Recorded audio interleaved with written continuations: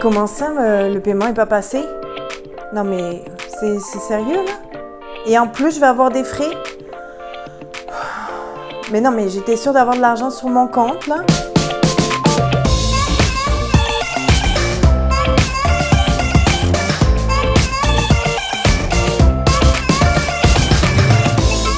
Bienvenue à toi, je suis Elisabeth de la chaîne YouTube J'organise ma vie. Aujourd'hui, on va parler de cash, on va parler d'argent. Mais avant ça, n'oublie pas de t'abonner à la chaîne YouTube et d'activer les notifications. Cette vidéo m'a beaucoup été demandée. On m'a posé différentes questions, comme par exemple, comment gérer son budget de façon simple ou comment commencer à épargner. En fait, la gestion du budget, c'est très simple. Il faut simplement que tu connaisses ces 4 étapes. Mais juste avant de te les présenter, j'aimerais te raconter mon histoire d'amour avec l'argent. Il y a quelques années, j'ai rencontré mon futur époux, qui est mon époux maintenant, Jérémy, et on fait une de nos premières sorties en amoureux dans un centre d'achat.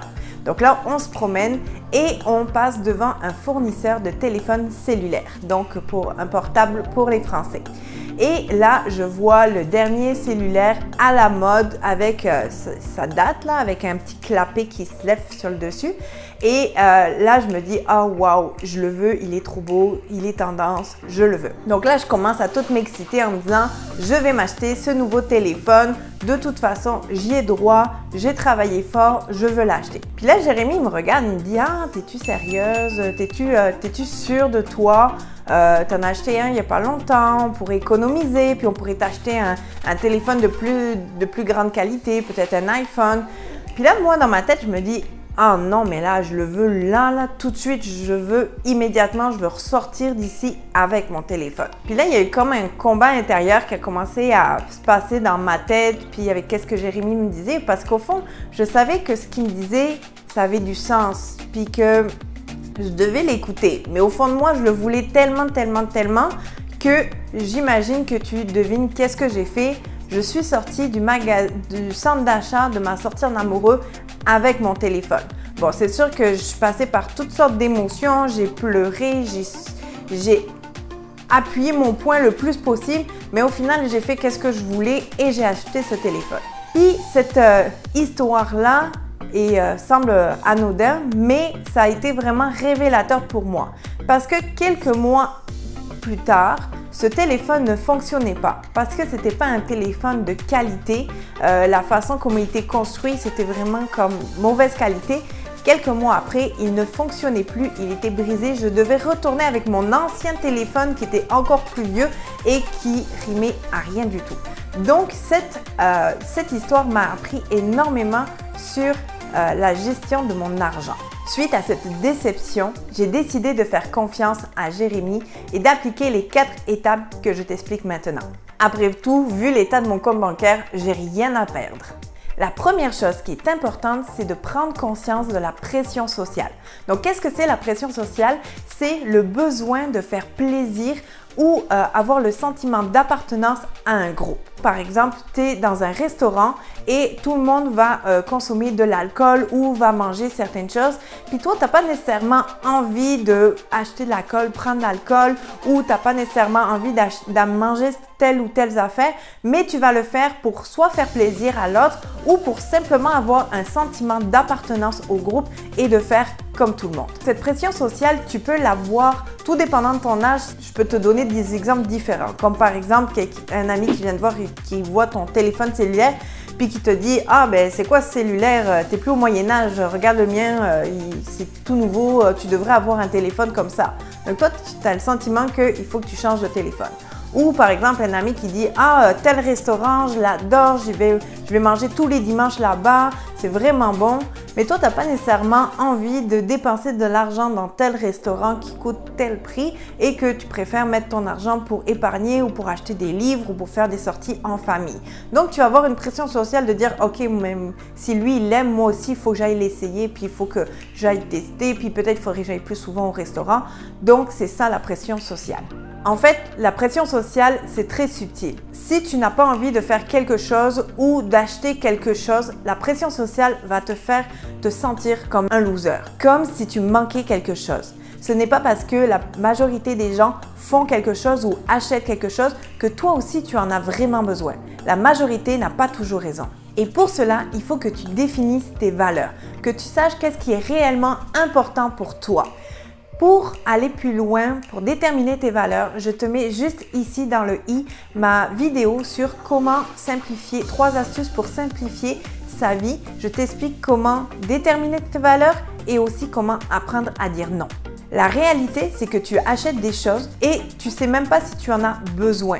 Tu le fais simplement pour faire partie du groupe ou pour ne paraître un loser. Mais tu ne sais même pas si tu peux te le permettre, si tu as l'argent pour cela. Donc, j'en arrive à mon deuxième point qui est de savoir qu'est-ce qui rentre et qu'est-ce qui sort de ton compte de banque. Pour revenir à l'histoire du cellulaire que je te racontais tantôt, suite à cette expérience, je me suis rendu compte que je n'avais aucune expérience ni aucune connaissance de la bonne gestion d'un budget. Donc, je vais faire un résumé de ma vie à ce moment-là. J'étais en colocation et j'avais un salaire de base. Et à la fin de chaque mois, mon compte était à 0. Je n'avais plus rien dedans. Mais comme je te disais, je n'avais aucune charge. Je n'avais pas d'enfant, je n'avais rien à payer d'extraordinaire, je n'avais pas de voiture. Comment ça se faisait que mon compte était à 0 à la fin du mois? Ce n'était pas normal. Où disparaissait mon argent? Alors, la deuxième étape est de lister tous les revenus et les dépenses des 3 derniers mois.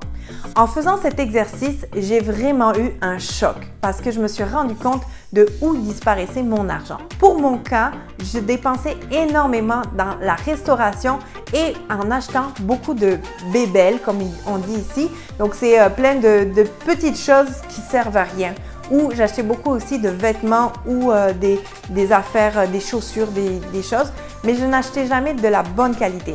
Une chose aussi que je faisais régulièrement, c'est que quand j'allais au restaurant, j'invitais du monde, je payais des cafés, je payais à manger à plein de monde et finalement mon argent disparaissait de cette façon-là. Alors, une fois que tu as dépassé la pression sociale, que tu sais analyser ce qui rentre et ce qui sort de ton compte bancaire, la troisième chose, c'est que tu dois avoir un objectif clair. Quelque chose qui te fait vibrer, qui te donne la motivation pour commencer à épargner.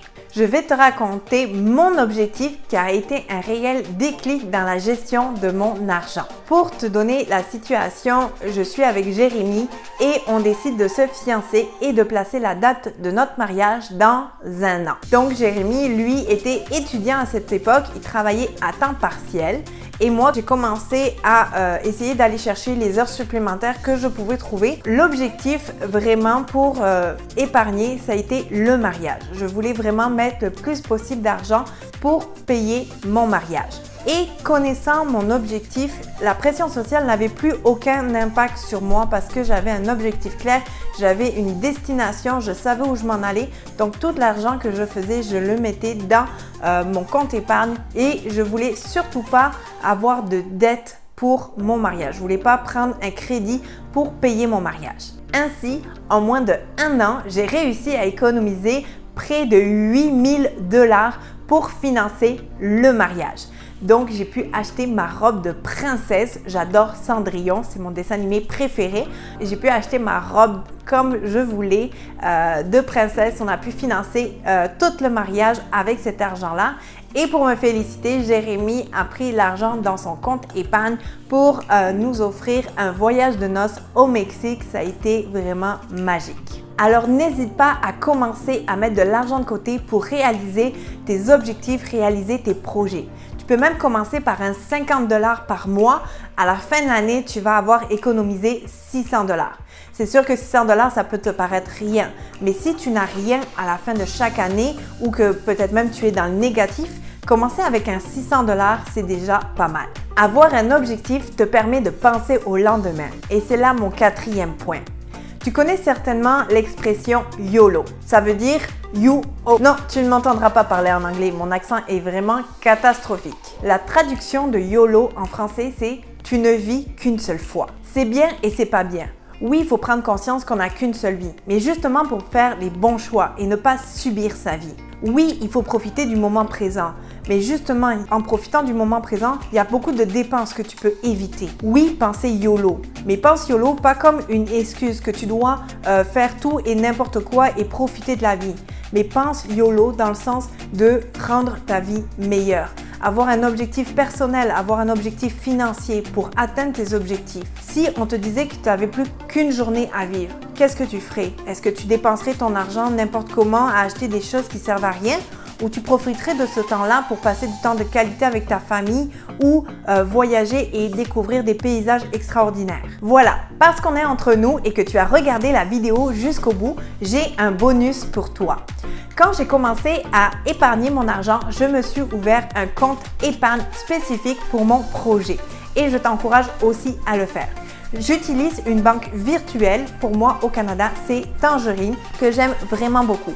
Pourquoi avoir un compte épargne différent de ta banque? Parce que ça te permet d'avoir l'argent comme caché quelque part. Tu n'es pas tenté à toujours aller voir ton compte de banque pour voir l'argent qu'il y a dessus. Toi, tu enlèves ton argent que tu veux mettre à l'épargne et tu le mets ailleurs, c'est caché. C'est comme si tu avais une enveloppe sous ton canapé, sauf que c'est dans une banque virtuelle. Donc moi, la banque que j'utilise, c'est Tangerine. Elle est vraiment super.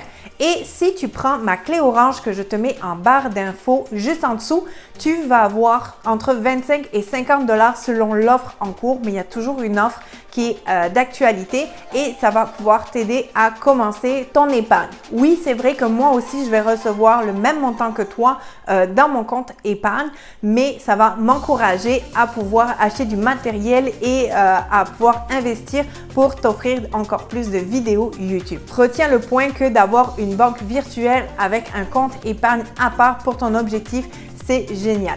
Puis, bonus cerise sur le sundae, tu as 0 frais pour ouvrir ton compte chèque ou ton compte épargne et tu as aussi 0 frais pour faire les transferts. Ils sont gratuits et illimités. Voilà pour aujourd'hui. Mets-moi dans les commentaires quel est ton objectif financier du moment.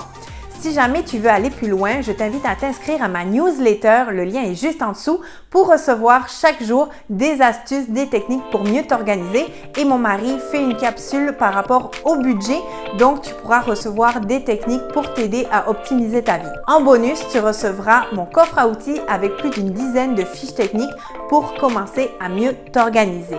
Sur ce, on se retrouve dans une prochaine vidéo et en attendant, on se retrouve sur Instagram. Bye bye!